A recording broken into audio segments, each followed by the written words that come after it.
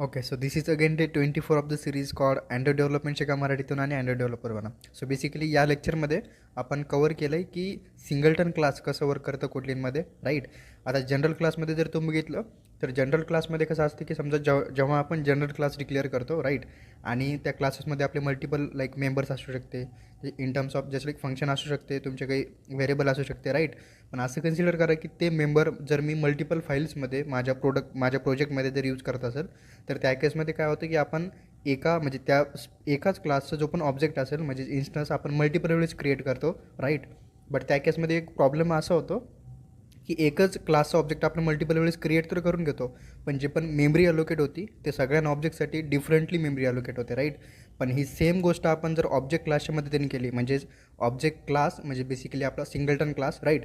आता सिंगलटन क्लासमध्ये जर आपण क्लास डिक्लेअर करून टाकला, राईट, आणि त्याला मल्टिपल क्लासेसमध्ये जर यूज करत असेल, मल्टिपल क्लासेसमध्ये किंवा समजा मल्टिपल फाईलमध्ये आपल्या प्रोजेक्टच्या, तर जे पण मेमरी अलोकेशन होते ते फक्त एकदाच होते. म्हणजे सिंगलटन क्लास जो असेल त्या सिंगलटन क्लासचं जे पण म्हणजे जो पण इन्स्टन्स क्रिएट होतो तो फक्त एकदाच क्रिएट होतो, आणि एकदाच जर इन्स्टन्स क्रिएट झाला तर जे पण मेमरी अलोकेशन असते फक्त एकदाच असाईन होते पर्टिक्युलर त्या इन्स्टन्ससाठी.